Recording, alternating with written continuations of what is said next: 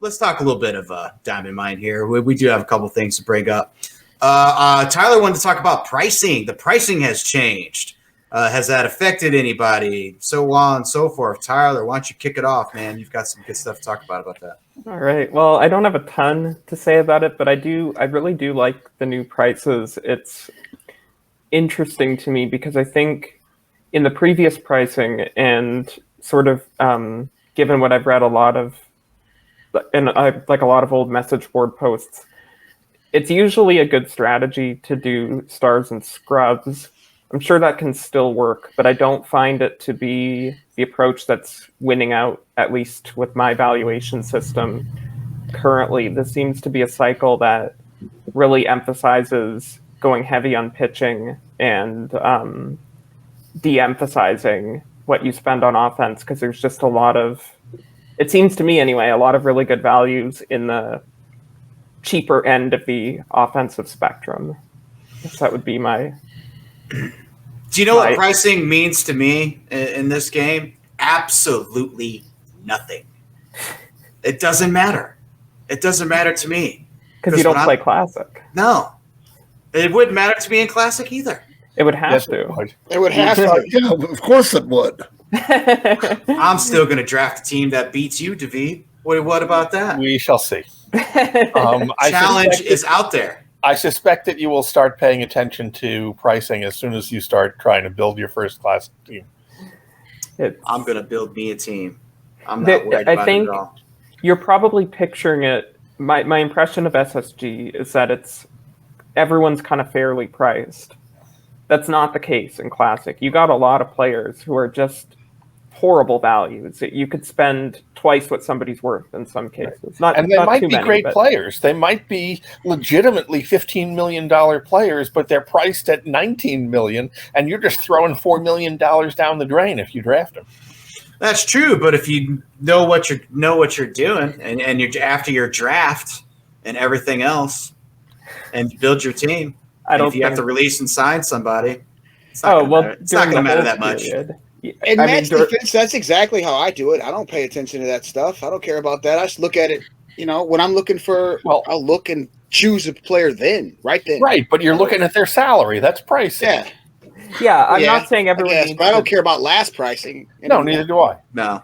Right, and I'm not saying that everyone needs to use a spreadsheet, of course, but everybody's got some sort of evaluation system. There's some people in this cycle I suspect will like Bill Lang more than Pete Reiser. Is that how you say it? I don't know how to say it. Reiser? Some people are going to be the other way around, right? It's going to depend on what attributes you value, and that's fine. But as soon as you make that decision, you're engaged in some sort of evaluative process. Well, let's look at it this way. So, listen, it's a random draft order. Let's say I get 7th in the draft out of a 24-man league or 12-man league or whatever it's going to be, right? Let's say I get 7th or 8th in the draft, and it falls to me. Now, I'm going to, do you have a draft plan in place? Am I going to try to go for starting pitching first? Am I going to try to go for a big hitter first? It kind of depends on how you draft, right? So, I mean, are you looking at values? Or are you looking at, okay, am I going to use a different strategy this year?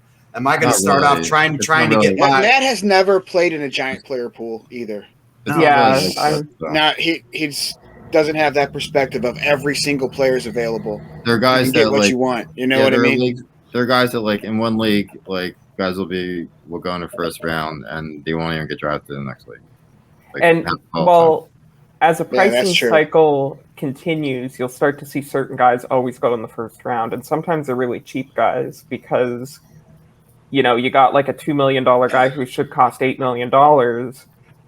That's a guy you got to take in the first round in Classic, because if you don't get Eddie Collins, you can get someone else really good for that money. But if you miss out on a $2 million guy who should cost $8 million, you probably can't replace that. Not easily, anyway.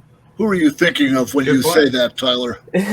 There's a couple, I think. So I'm making up those numbers. Like 2 million, 8 million is sort of arbitrary, but Brago Roth looks really good to me. And this is another one, I don't know how to say it. Sam Mertes.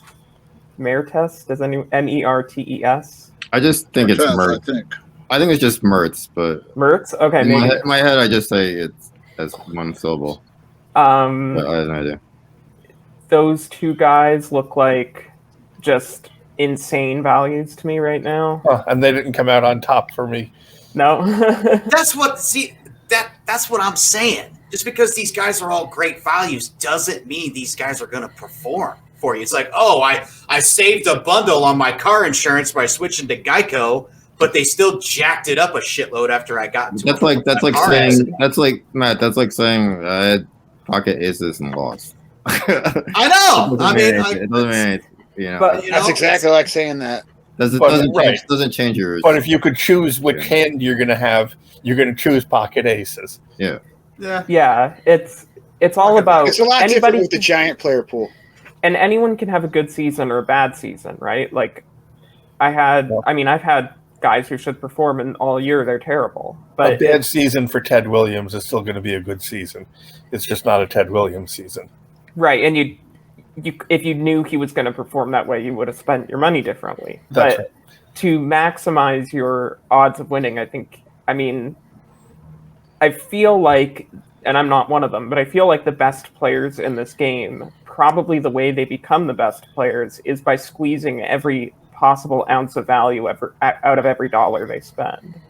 I think I'm more extreme that way than some of the other good players, but there are definitely some of us who do that.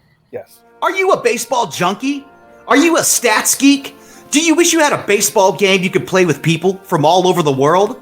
Put your managerial skills to the test with Diamond Mind Online, the place to be for all things fantasy baseball. Join classic, single season, and custom leagues to see how your favorite players fare against the greatest Hall of Famers to ever play the game. Visit imaginesports.com right now and sign up today. Your first credit is free, so why wait? Visit imaginesports.com and start playing today.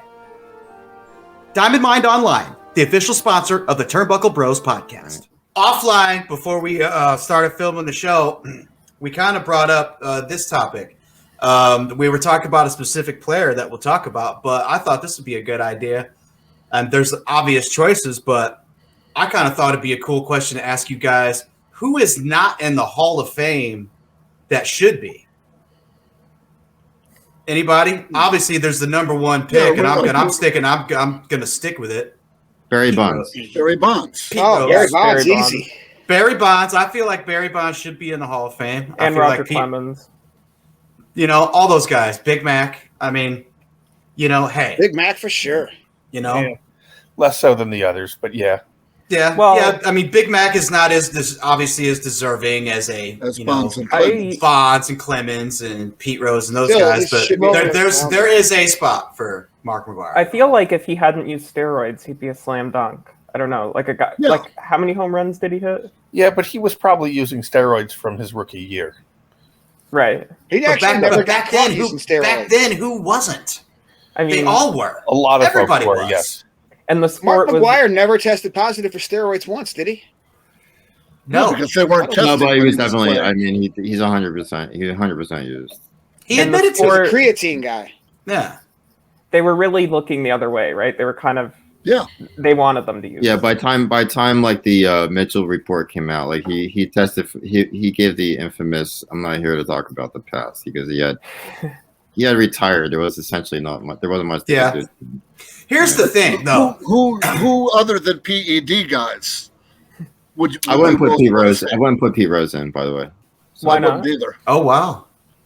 Like because of what he did, or because you don't. Yeah, I think that He knowingly violated a rule that carries a lifetime ban, and every olive branch that was offered to him, baseball offered him all sorts of opportunities to lessen the penalty, and he basically said, "Fuck you."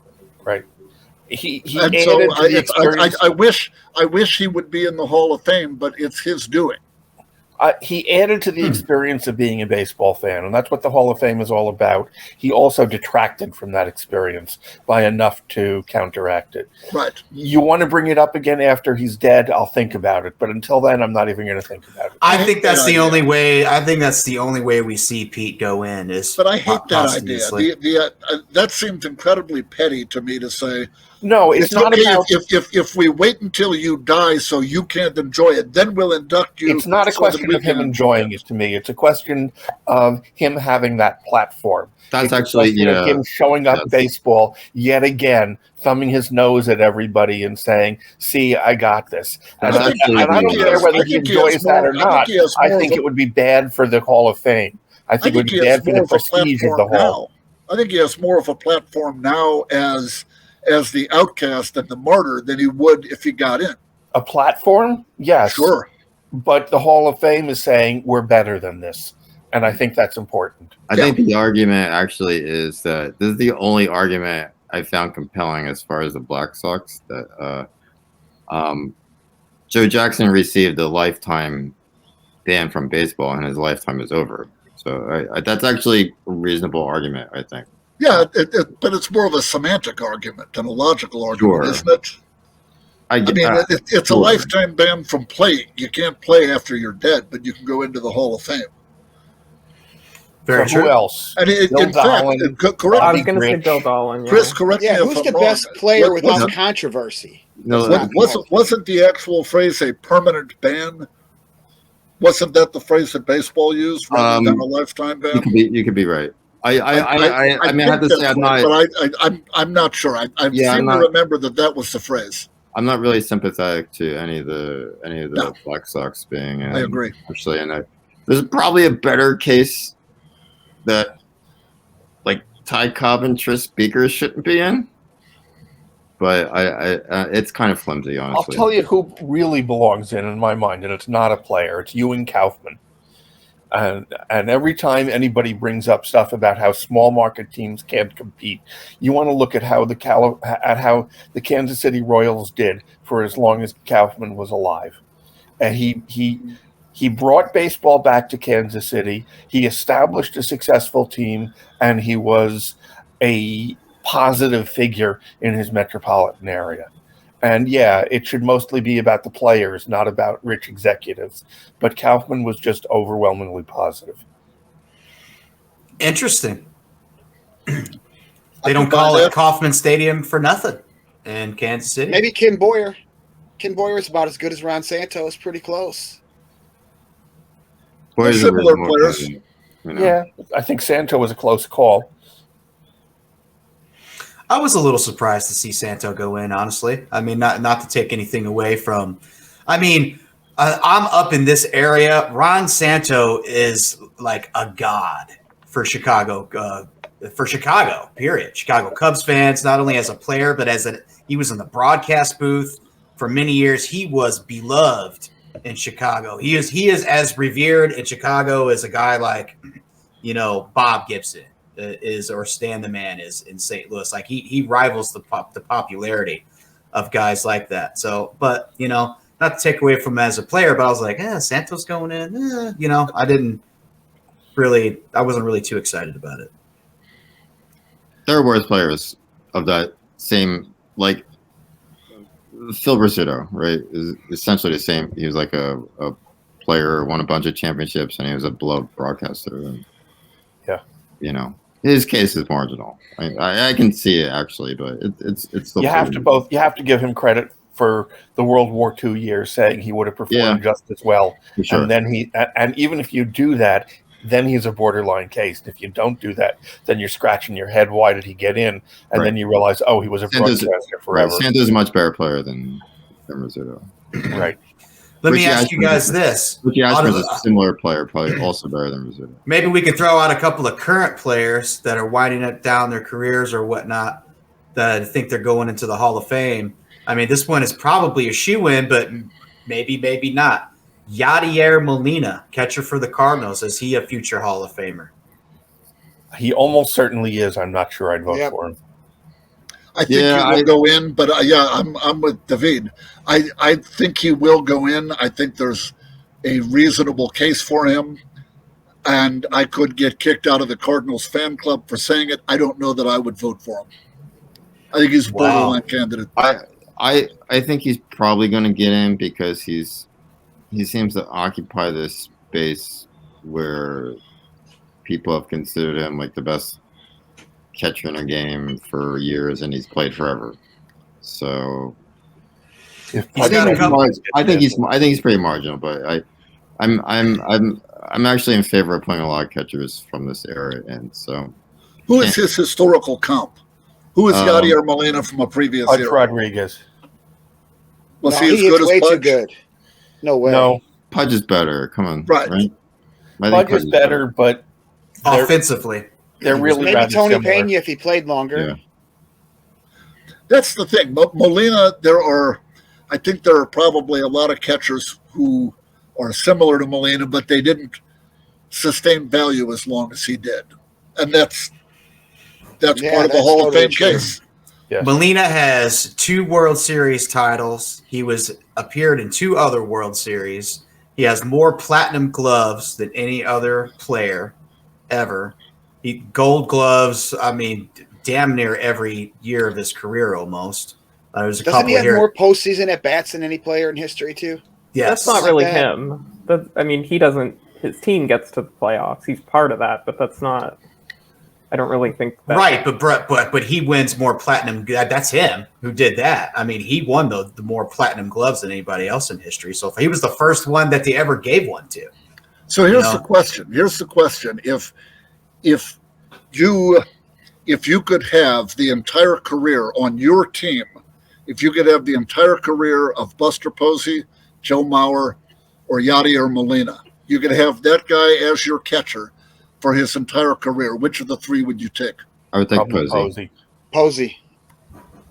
I think everybody's picking Posey there. I think I would take Posey. A friend of mine who is a Cubs fan and is not fond of the Cardinals actually said he would take Molina because Molina has been able to stay at catcher and stay durable for his entire career, and that there's value in that. The length of his career is very impressive. As bad as he was at framing, the thing is, I'd probably take Jorge Posada over any of them, and I don't think Posada belongs in the Hall of Fame.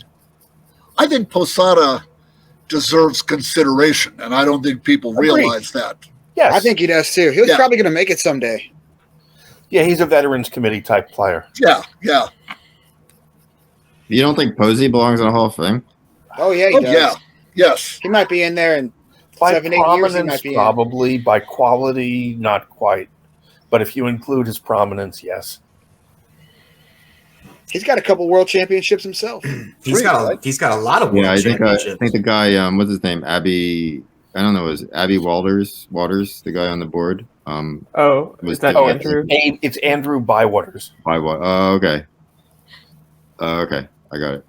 Yeah, he was posting that thing where like keeping track of something like a third of his postseason starts have been shutouts. Like he was the catcher for like 60 postseason starts and 20 of them were shutouts. How many of those were Mad Bum? Probably a lot. And he also had. He contribute to Mad Bum's career. God, he had so many guys. Make that much difference. So like he had Tim Lincecum when he was throwing good. He had several other guys. He had Johnny Cueto for a while. He had a lot of good pitchers on that. But that team won 3 World Series in 5 years. And is there another Hall of Famer on that team? It would be. It's looking marginal. Probably not, right? Good point. So, if the best player on the team that won that much is in a Hall of Famer, it's hard to. I don't know.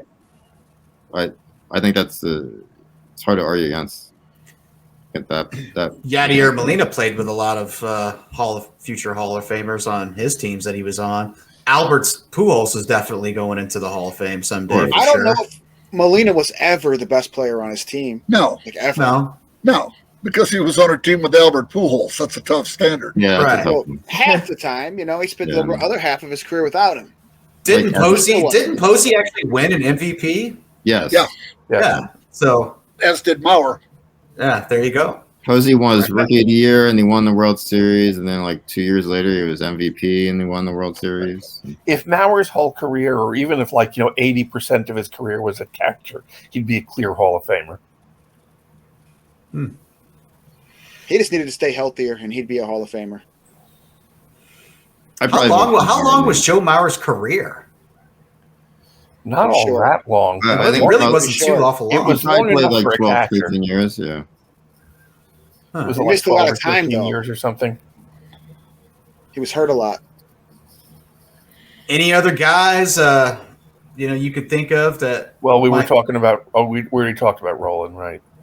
We talked about Roland offline. Okay, Scott Rowland. Bod doesn't think Scott Rowland is worthy of the Hall of Fame. No, I do. Yeah, he does. Oh, you do? No, I was making an argument. I was looking at Jeff Perlman on Twitter was questioning whether or not Scott Rowland is a Hall of Famer, and I'm not even really a fan of Rowland, but I think he's a clear Hall of Famer. There's about, I don't know, it's about 13, 14 third basemen in the Hall of Fame, and Rowland's probably closer to number 1 than 14. You know. Yeah. It's hard to say he's not in the top 6. I think he's a clear Hall of Famer. I'll let the Veterans Committee decide who should be exceptions, but when I want to compare a player to, these are the Hall of Famers, I want to look at people who were selected by BBWAA. I don't care, if Heine Groh is in the Hall of Fame or George Kell is in the Hall of Fame. I think Kell is. I think Groh is not. I don't remember. But that's not who I want to be comparing third baseman to. Okay, then you're talking about like 8 guys then. Yeah. Right? Just not many third basemen by the BBWA. Right. I did not realize that. It's Schmidt, Brett, Matthews, Robinson, Baker. Yeah. Baker. Boggs. It was a defense first position until Eddie Matthews came along, but the better defensive players played shortstop. So great ball players weren't playing third base. Well, I don't know. I don't know if you guys are as old as I am, but I grew up reading in just about any book that ranked players that Pie Traynor was the greatest third baseman of all time. Which Eddie Matthews had something to say about that. But when I grew up in the 70s, Pie Traynor was routinely cited as the greatest third baseman of all time. Me too, and I don't even think he was the greatest of the all-timers. That's crazy. Yeah. That is crazy. But I remember that as well. Greg Nels was better than Pie Traynor. Yeah, but even among Traynor's contemporaries, Home Run Baker was better than Home Run Baker. Traynor. Jimmy Collins. Yeah. Clift was probably about the same. Okay. Clift was more offensive, and I had a somewhat shorter career. But I don't think he had Traynor's defense. I'm trying to hit 320. I think it's the only thing that would go from, really. He hit 320. It was apparently a good glove. Yeah. People were hung up on the batting average back then. Well, there you have it, everybody. I think that's a good point where we can wrap up today's roundtable.